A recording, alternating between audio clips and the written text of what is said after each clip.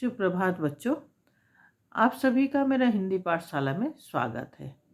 तो आज तीसरी कक्षा का हिंदी व्याकरण व्योम पुस्तिका से आज मैं आप लोग को पढ़ा रही हूँ संज्ञा। तो आज मैं पढ़ाऊँगी आपको संज्ञा अर्थात नाउन।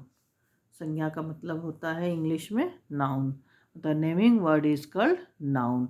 तो संज्ञा मतलब किसी के भी नाम को हम संज्ञा कहते हैं। हम व्याकरण में किसी के भी नाम, चाहे वो किसी व्यक्ति का नाम हो, किसी वस्तु का नाम हो, किसी भाव का नाम हो, किसी स्थान का नाम हो, कुछ भी नाम को हम संज्ञा कहते हैं। तो यहाँ पर आपके लिए कुछ उदाहरण है। जैसे रेशमा बाग में खेल रही है। बहुत ध्यान से देखोगे बच्चों कि ये जो लाल अक्षरों में लिखा है ये सब किसी का ना किसी का नाम है। उसके पास एक गेंद है। जब वो गेंद फेंकती है तब उसका पालतू कुत्ता उसे पकड़ लेता है। यह कुत्ता बचपन से ही रेशमा के साथ रह रहा है। ऊपर के वाक्यों में रेशमा और कुत्ता प्राणियों के नाम हैं। यहाँ देख रहे हो लाल अक्षरों में किसी का ना किसी का नाम लिखा है। और बाग एक स्थान का नाम है, और गेंद वस्तु का नाम है, और बचपन एक प्रकार के भाव का नाम है। तो बच्चों ये जितना भी लाल अक्षरों में लिखा हुआ किसी का न किसी का नाम है। तो जैसे इस प्रकार के नाम वाले शब्दों को संज्ञा कहते हैं। तो आप लोग को मैं पहले से ही बताई हूँ, किसी के भी नाम को हम संज्ञा कहते हैं। तो संज्ञा की परिभाषा इस प्रकार की है। जैसे किसी प्राणी, वस्तु, स्थान या भाव के नाम को संज्ञा कहा जाता है। तो इसकी परिभाषा ये रही, किसी प्राणी, यहाँ पर कुत्ता प्राणी का नाम है, वस्तु गेंद, स्थान बाग, और भाव बचपन मतलब अवस्था, गुण, दोष, दशा, उसको बोलते हैं भाव के नाम को संज्ञा कहा जाता है। ये हुई संज्ञा की परिभाषा। तो बच्चों संज्ञा के कुछ उदाहरण इस प्रकार के हैं जो कि यहाँ पर चित्र सहित दिया गया है। जैसे प्राणियों के नाम बालक, बेटा, गाय, माता, चूहा, कबूतर, बकरा, मछली। ये सब जिनके प्राण होते हैं उनको प्राणी कहा जाता है। तो ये सारे प्राणियों के नाम हैं। तो देख रहे हैं ये सब कितना सुंदर चित्र भी है आपकी पुस्तक में। तो यहाँ पर ये सब प्राणियों के नाम, ये सब संज्ञा कहलाता है। तो वस्तुओं के नाम फूल, सेब, फल, कुर्सी, पुस्तक, जूता, ताला, धनुष, चादर, नौका, ये सब वस्तुओं के नाम हैं। रंग बिरंगे वस्तु आपके देखो पुस्तक में है, कितना सुंदर सुंदर। तो ये सब सभी के नाम है ये सब। तो ये सब संज्ञा शब्द है। तो आपको बस इतना याद रखना है कि किसी के नाम को संज्ञा कहते। किसी भी चीज़ के नाम हो, कोई वस्तु का नाम हो, प्राणी का नाम हो, स्थान का नाम हो, किसी गुण, दोष, दशा, भाव कुछ का नाम हो, उसको संज्ञा कहते हैं। तो भाव के नाम क्या है ना, लड़कपन, सुंदरता मतलब अवस्था, बुढ़ापा, घबराहट, प्रसन्नता। तो ये भी संज्ञा शब्द है। बच्चों हम पढ़ेंगे संज्ञा के भेद। तो इन वाक्यों को देखो। रोहन एक बालक है। वह बचपन में दिल्ली घूमने आया था। उसके नाना दिल्ली में रहते हैं। यह शहर यमुना के किनारे है। तो बच्चों यहाँ पर संज्ञा के कितने भेद हैं और क्या क्या हम पढ़ेंगे। तो यहाँ पर जो आप वाक्य में पढ़ रहे हो ये क्या है, ये जो लाल अक्षरों में ये सारे संज्ञा है, लेकिन उनके भेद हैं और किस भेद में कौन सा संज्ञा आ रहा है, कौन सा शब्द आ रहा है, तो वो हम अभी जानेंगे। तो बच्चों बड़ी ध्यान से देखोगे आप लोग। बालक, नाना और शहर शब्दों से किसी न किसी जाति का बोध होता है। बालक मतलब कोई भी बालक, कोई भी लड़का, चाहे आपकी कक्षा में पढ़ने वाला बालक हो, चाहे आपके घर के पड़ोस का कोई लड़का हो, बालक, तो आप किसी का नाम नहीं, बस बालक, बालक मतलब कोई भी बालक हम समझते हैं। नाना, कोई भी नाना हो सकते हैं, चाहे वो मम्मी के पापा को जो नाना बोलते हैं, मम्मी के जो मामा होते हैं उनको भी नाना बोलते हैं, मम्मी के मौसा उनको भी नाना बोलते हैं, तो कोई भी नाना होते हैं। और शहर, शहर मतलब कोई भी शहर, जैसे आप दिल्ली हो, बॉम्बे हो, कि कुछ भी, कहीं भी कोई भी शहर हो, तो शहर में वो जा रहा है। लेकिन अगर हम एक ही किसी एक ही व्यक्ति विशेष या कोई स्थान विशेष का नाम हम बोलेंगे, तो वो आएगा और एक संज्ञा में।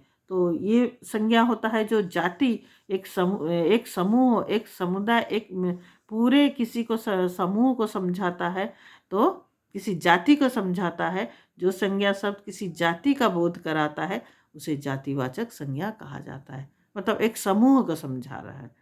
जैसे रोहन किसी विशेष बालक का नाम है, दिल्ली किसी विशेष शहर का नाम है, यमुना किसी विशेष नदी का नाम। तो यहाँ पर बालक, बालक हम बोल रहे हैं, तो वो कोई भी बालक हो, रोहन हो, सोहन हो, जो भी, अशोक हो, ये नमन हो, कोई भी बालक हो, तो बालक, तो ये सारे सारे बालक को समझ में आ रहा है। लेकिन यहाँ हम बोल रहे हैं रोहन, तो रोहन एक ही बालक का नाम हम यहाँ पर ले रहे हैं। तो ये क्या हो गया ना, रोहन किसी विशेष बालक का नाम है, दिल्ली किसी विशेष शहर का नाम है, यमुना किसी विशेष नदी का नाम है। मतलब किसी पर्टिकुलर एक ही स्थान हो, कि शहर हो, कि नदी हो, कि बालक हो, उसका नाम हम यहाँ पर बोल रहे हैं। तो इसकी परिभाषा क्या है? जो संज्ञा शब्द किसी विशेष व्यक्ति, वस्तु या स्थान का नाम बोध कराता है, उसे व्यक्तिवाचक संज्ञा कहा जाता है। तो आप लोग में से बहुत सारे का कन्फ्यूज़न ये होगा कि व्यक्ति मतलब, तो ये दिल्ली कैसे व्यक्तिवाचक हो गया? व्यक्तिवाचक मतलब व्यक्ति, कोई लोग नहीं। व्यक्तिवाचक संज्ञा मतलब किसी निर्दिष्ट एक ही व्यक्ति हो, एक ही स्थान हो, या एक ही ये किसी का भी नदी का नाम हो, ये हो, तो पर्टिकुलर उसी का ही नाम हो, तो उसी को हम बोलते हैं व्यक्तिवाचक संज्ञा। और जातिवाचक मतलब किसी पूरा समूह को जो समझाता है, वो हो गया जातिवाचक संज्ञा। और व्यक्तिवाचक संज्ञा मतलब किसी एक को समझ में आता है। तो बचपन सबसे बच्चा होने का भाव का पता चलता है। भाव मतलब अवस्था, बचपन हम बोलते हैं, तो भाव का पता चलता है, मतलब अवस्था कि बच्चा है वो। जो संज्ञा शब्द मन के भाव का बोध कराता है, उसे भाववाचक संज्ञा कहा जाता है। तो आपको समझ में आ गया, संज्ञा शब्द, संज्ञा तीन भेद है संज्ञा के। तो पहले जातिवाचक संज्ञा, फिर व्यक्तिवाचक संज्ञा, और भाववाचक संज्ञा। तो इस प्रकार संज्ञा के तीन भेद हुए। तो जातिवाचक संज्ञा के उदाहरण अब हम देखेंगे। तो बच्चों, जातिवाचक संज्ञा के उदाहरण है गाय। गाय के बहुत वैरायटीज होते हैं, बहुत तरह के गाय होते हैं। बालक, बालक कोई भी बालक। लकड़ी, कोई भी लकड़ी। नदी, कोई भी नदी हो सकती है। पर्वत, कोई भी पर्वत का नाम हो। पाठशाला, कोई भी पाठशाला, चाहे वो आपकी स्कूल, आपका अपना पाठशाला हो, आपके शहर में और कोई दूसरा तीसरा चौथा पाठशाला हो। पाठशाला मतलब सभी पाठशाला। जब आप ही के स्कूल का नाम हम बताते हैं, कि आपके विद्यालय का नाम बताते, तो वो हो गया व्यक्तिवाचक। ये सारे समूह को समझा रहा है, मतलब बालक मतलब सारे बालक को समझ में आ रहा है। गाय मतलब बहुत वैरायटीज़ के गाय होते हैं, तो उसको समझ में आ रहा है। तो इसी तरह ये हो गया क्या, जातिवाचक संज्ञा। तो जातिवाचक संज्ञा के उदाहरण ये हैं। तो बच्चों, अब हम पढ़ेंगे व्यक्तिवाचक संज्ञा। तो व्यक्तिवाचक संज्ञा तो हम तो पढ़ चुके हैं। व्यक्तिवाचक संज्ञा क्या है? जैसे किसी निर्दिष्ट, किसी एक पर्टिकुलर एक ही का नाम हम बोलते हैं, तो इसके उदाहरण क्या है? गोपाल, बालक, बालक हम बोलेंगे तो क्या हो गया?